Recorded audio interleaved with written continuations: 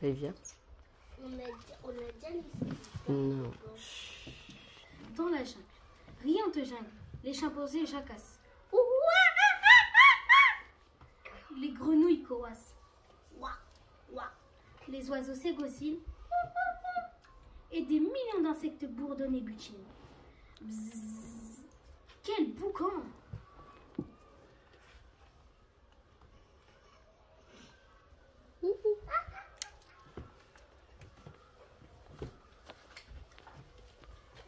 C'est l'heure de la sieste, bébé Léo. Il n'arrivera jamais à s'endormir avec tout ce bruit, dit maman Lion. Tu ne pourrais pas faire quelque chose? Faire quelque chose, dit papa Lion. Voyons. Je suis le roi des animaux, non? Alors bien sûr que je peux faire quelque chose. Il dressera fièrement la tête, gonfle son immense poitrail et rugit.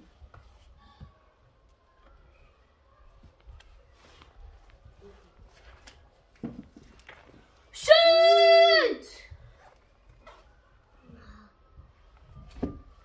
Mais moi j'ai répété.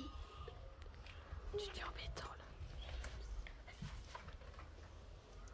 Et bébé Léo dort. Papa chuchote. Papa Lion chuchote tout bas, mais distinctement pour que toutes les créatures l'entendent. Et si l'un d'entre vous s'affiche de faire le moindre bruit et réveille Léo, je le mange. Tout devient très paisible dans la jungle. Paisible comme la brume du matin, paisible comme une fleur qui éclot, paisible comme un bébé qui dort.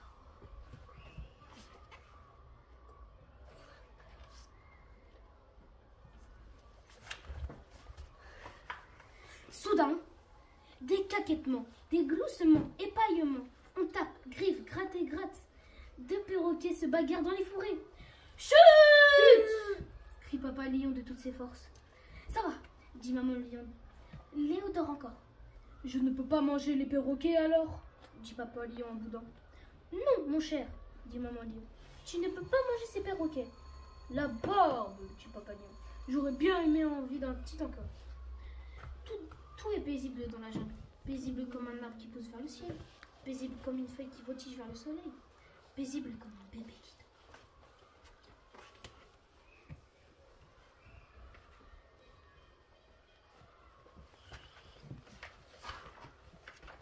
Soudain, des rires et ricanements. On confie aux esclaves. La hyène rigole comme seuls les hyènes peuvent rigoler. Mais personne ne comprend de quoi il y a si comique. Chut! Crie papa Lion de toutes ses forces. Ça va, dit maman Lion. Léo dort encore. Je ne peux pas manger la hyène alors, Dit papa Lion de mauvaise humeur. Non, mon cher, dit maman Lion. Tu ne peux pas manger cette hyène. La barbe, Dit papa Lion. je commence à avoir les crocs, moi. Tout est paisible dans la jungle. Paisible comme le calme après la tempête. Paisible comme un rayon de soleil après la pluie. Paisible comme un bébé qui dort.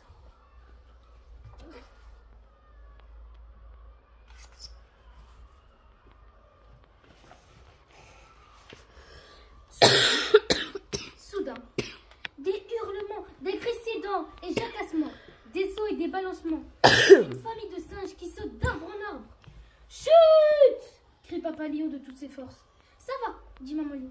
Léo dort encore. Je ne peux pas manger les singes alors, Dit papa Lion d'un ton maussade. L'eau. Non, dit maman Lion. Tu ne peux pas manger ces singes. La barbe, Dit papa Lion. J'ai faim maintenant. Vraiment faim. Il dit là-bas. Il y en a dedans. Il y a de l'eau. Pardon.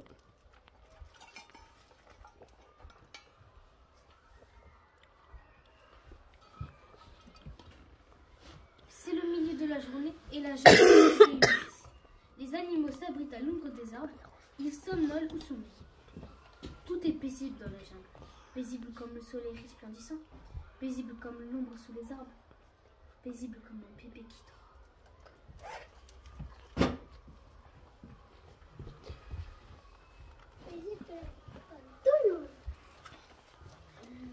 Soudain, des ploufs, des flops et des ouh! Un hippopotame qui baille dans une mer fraîche et boueuse. Chut! Crie papa Lion de toutes ses forces.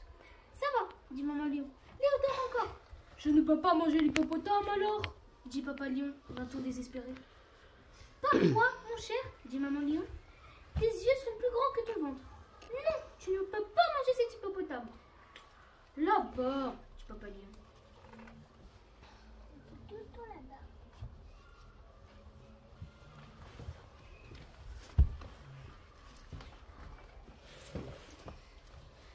Je sais que c'est vilain, pense Papa Lion en se frottant le ventre.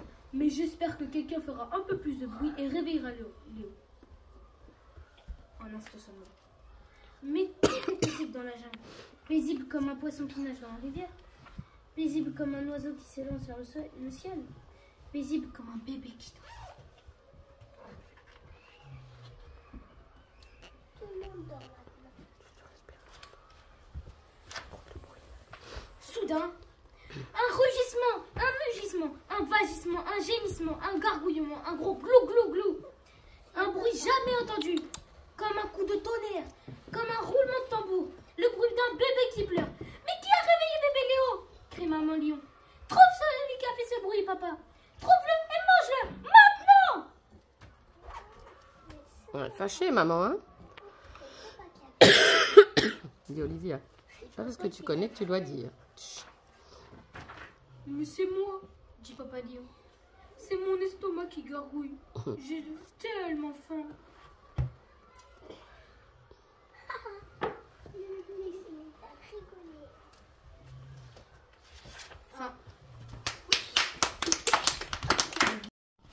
Je suis si fâchée.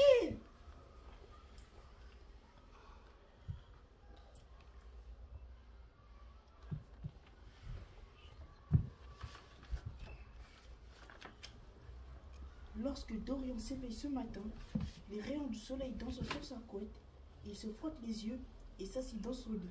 La porte s'ouvre doucement. Qui est là? Mamie Lapin. Mais Dorian n'a pas envie que ce soit sa mamie Lapin qui entre dans sa chambre à cette heure-ci. Bonjour mon lapin chéri, dit mamie d'une voix joyeuse. Dorian se cache sous sa couette.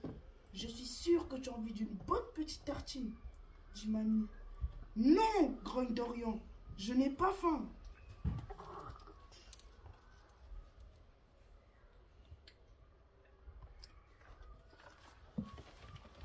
Mamie ne dit rien. Elle prend un livre dans la bibliothèque. Elle s'assied avec Dorian. Veux-tu d'abord que je te raconte une histoire? Demande-t-elle en feuilletant le livre. Pendant ce temps-là, ta faim viendra tout seul. Non, grogne Dorian. Je ne veux pas d'histoire. Tu ne veux pas d'histoire? Demande mamie étonnée. Mais ce livre se passe dans un zoo. Toi qui aimes tant les animaux. Non, crie Dorian. Je ne veux pas de livre qui parle d'animaux. Mamie renferme le livre. Elle regarde Dorian en fronçant les sourcils. Oh, je vois, dit-elle. Aujourd'hui, tu es fâché.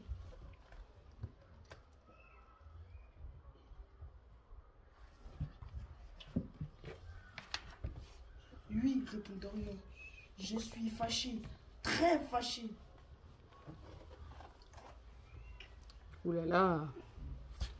Les choses toutes rouges. Mais comme la colère. Ouais. Dit mamie. C'est du sérieux ta colère?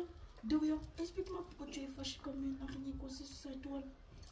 Mamie sort une feuille de papier et pose sur la table. À côté des crayons de couleur, Dorian saute de son lit et farfouille dans les pots de couleur. Il ne veut ni de ton joyeux, ni du ton. Ce qu'il veut, c'est du noir. Dorian dessine un gros trait sombre avec son crayon et faisant des mouvements nerveux jusqu'à ce qu'il apparaît un gros vilain dessin dans lequel une araignée est complètement prise au piège. Ah oui, dit mamie, tu es terriblement fâché. Tu es très fâché. Non, répond Dorian. Je suis beaucoup plus fâché que cela.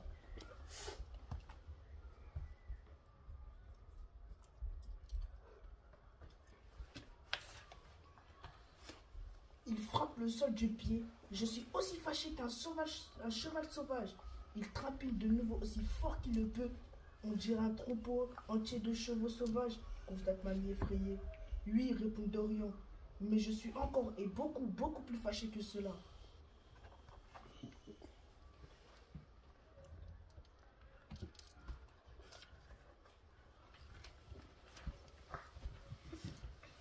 Tu es aussi fâché qu'un éléphant, remarque mamie.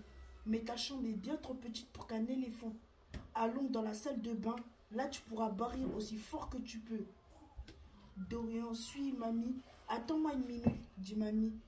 Si tu enlèves ton pyjama, tu respireras plus facilement. Voilà maintenant. Vas-y, mon éléphant. Pfff, souffle Dorian. Les éléphants n'aiment pas l'eau, dit mamie en mouillant le gant de toilette. Vas-y, barrer encore une fois. Pfff, fait Dorian. En approuvant mamie. Lève les bras et montre-moi comment l'éléphant est grand. Dorian lève les bras et mamie lui enfile son t-shirt. Assis-toi sur la chaise maintenant, dit mamie, et montre-moi comment il lève les pieds. Et oups, mamie lui met son pantalon. Rita.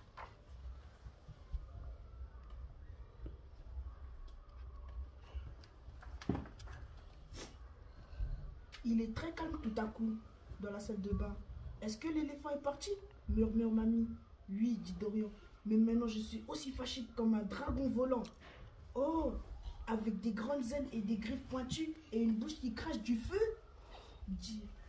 Demande-t-elle mamie apeurée. Alors tu es terriblement fâché. Viens avec moi dans le salon dragon.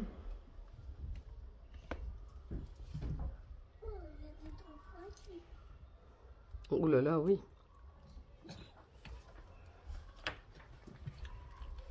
Dorian et mamie sont dans les escaliers. Est-ce que je peux voler avec toi, dragon? Demande mamie. Dorian est d'accord.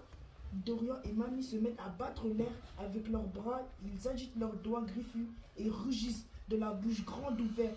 Roi, roi!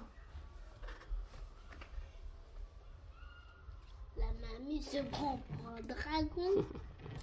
Elle est en colère. Non. Mamie se prend vraiment pour un dragon volant. Quel bruit elle fait! Dorian laisse retomber les bras et l'observe avec étonnement. Il n'a jamais vu sa mamie dans cet état. Il sent une grosse boule de colère disparaître qu'il avait dans le ventre, dans un éclat de rire dans sa bouche. Ah! Le feu du dragon est parti lui aussi. Dorian explose de rire. Ah! Comme c'est drôle quand ma mamie fait la saute. La mamie, elle est en colère. Mais t'as pas bien écouté. Elle a sauté. Elle fait la folle, la sotte.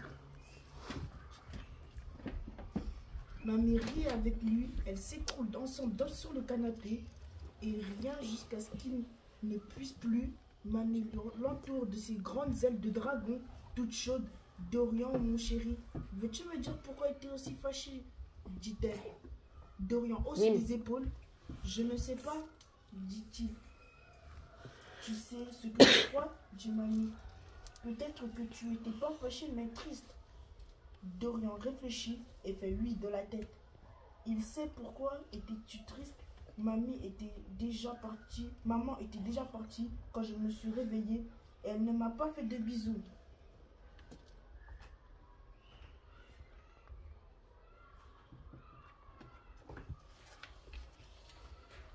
Mamie lui caresse la tête. Mon dragon chéri, dit-elle, est-ce que je veux que je te raconte un secret? Maman t'a fait un bisou pendant que tu dormais. Rita. Je l'ai vu de mes propres yeux. C'est vraiment vrai? Demande Dorian. C'est vraiment vrai, répète mamie. Ce soir, si tu veux, nous pourrons lui parler de tous ces animaux sauvages qui sont venus à la maison. Et je suis sûre que maman sera sûrement contente de recevoir plein de dessins pour mieux comprendre ce qui s'est vraiment passé. Ça, c'est la maman.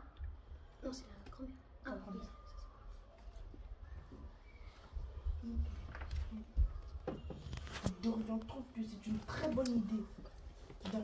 Mamie lui donne un gros bisou. Son estomac grogne. J'ai très faim maintenant. Mamie s'exclame. Aussi faim que si j'étais un lion. Elle est en colère. Mais non. Pourquoi elle fait Faim. comme la folle alors? Hein?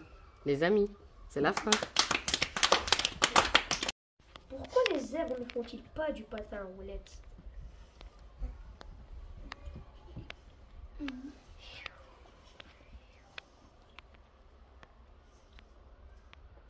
Parce qu'ils vont plus vite à mobilette.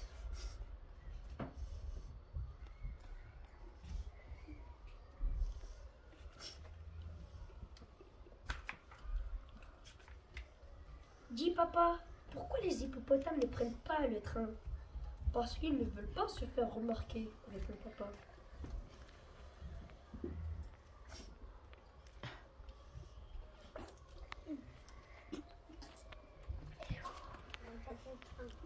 Dis papa, pourquoi les canards ne pilotent pas des avions? Parce qu'ils voleraient trop vite, leur caneton ne pourrait pas les suivre, répond papa.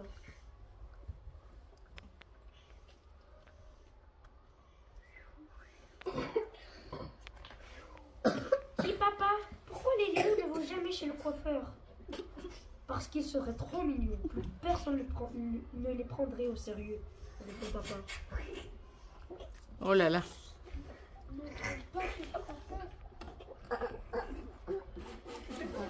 Parce qu'ils sont très mignons.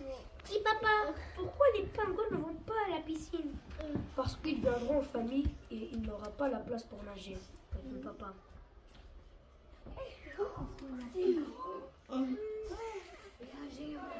Mais vous sautez sur tout le monde. Dis papa, pourquoi les chats sont interdits dans les musées? Parce que leur maître pourrait les perdre, répond papa. Olivia, tu recules parce que Reda voit rien. Et Dédiane aussi.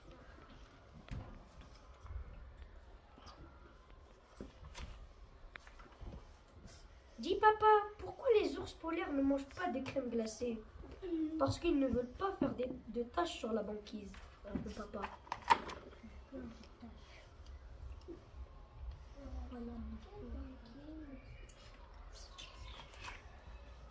Dis papa, pourquoi les loups ne jouent pas à saute-mouton? Parce qu'on ne joue pas avec la nourriture, répond papa. Quoi ça? Un loup?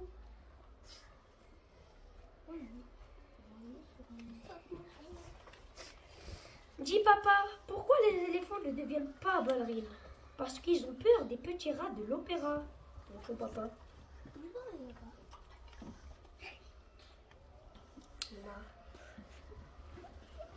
C'est tout maintenant, Mathieu. Olivia, à ta place. Dis papa, pourquoi les kangourous ne font pas de babysitting pour les coccinelles? Parce que leur poche est déjà pleine, répond papa. Mais qu'est-ce qu'ils portent dans leur poche, les mamans kangourous? Mais les bébés. Ils ont plein de bébés. Dis papa, pourquoi les moustiques ne vont pas chez le vétérinaire? Parce qu'ils ont peur des piqûres, répond papa. Et pourtant, ils font quoi, les moustiques? Ils piquent. Ils piquent. Ils piquent pas les gens. Ça fait respirer, je vois pas. C'est pas bien. Oui, mais Nalim, hé. Au lieu de parler, tu regardes. Là, il a la moustique, la moustique, la moustique. Dis papa, pourquoi les cerfs ne jouent pas au cerf-volant? Parce qu'ils s'emmêlèrent les bois dans la ficelle, répond papa.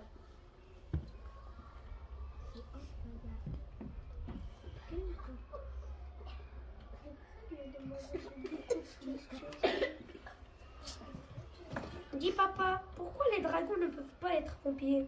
Parce que les dragons, ça n'existe pas, répond papa. Oui, c'est vrai, ça n'existe pas. Ça n'existe plus dans la vie. Je sens que les dinosaures, ça n'existe plus. Le ballon, ça veut dire rose. Rose, c'est elle.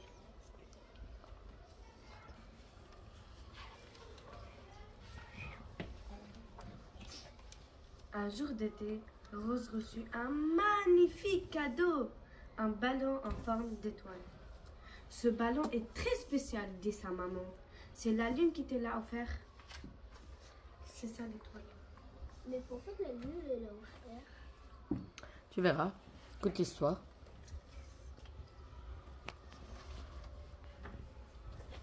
Le beau ballon de Allez. Rose flottait dans l'air, étincelant.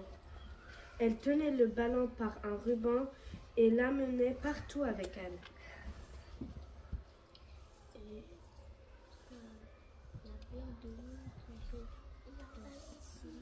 Oui, c'est ça le ballon. Oui, Nalim, tu vas pas parler comme ça tout le monde. Soudain, le soleil disparut et le vent se mit à souffler très fort. Le vent tira fort sur le ballon de Rose. « Tiens-le bien, Rose, ne le laisse pas s'envoler. » C'est qui dit ça? Sa maman. Sa maman. Allô, sa maman, la maman. Ses amis aussi. Un vent fort souffla des nuages orageux, s'amoncelèrent, et Rose n'arriva plus à tenir son ballon. Puis le vent qui tira et tira sur le ruban. Tout à coup, le ballon s'envola. Oh. Il s'envole. Voilà. C'est triste. Elle va pleurer. Elle ne veut pas, j'ai le tour. Après, elle va appeler sa maman. Même ses amis. Le ballon monta de plus en plus haut, jusqu'à éteindre le cime de l'arbre le plus haut. Le ruban rose fut pris dans les branches, arrêtant le ballon dans sa course.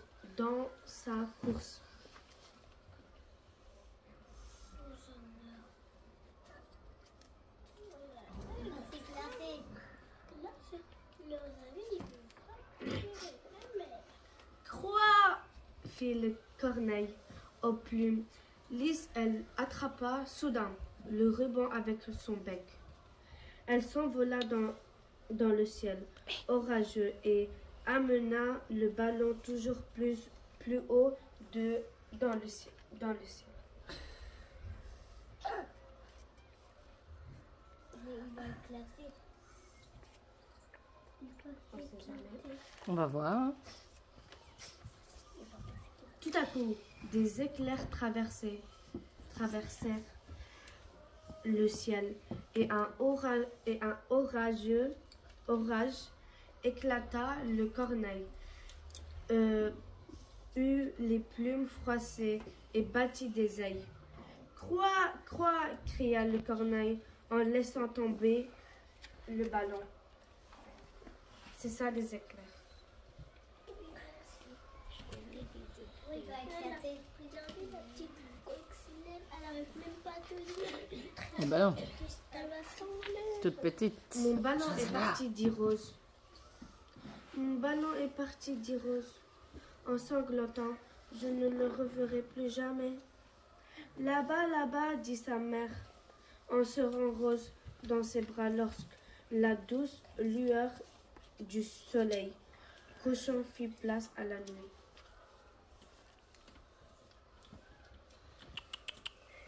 Olivia.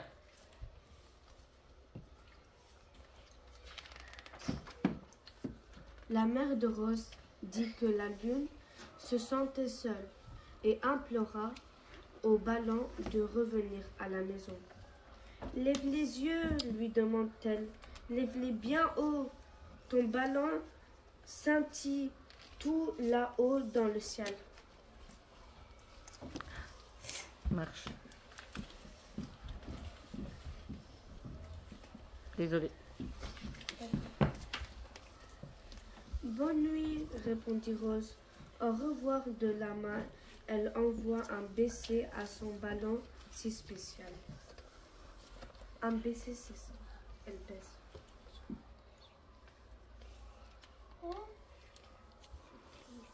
C'est mignon, hein? Bonne nuit, Rose fait des beaux rêves.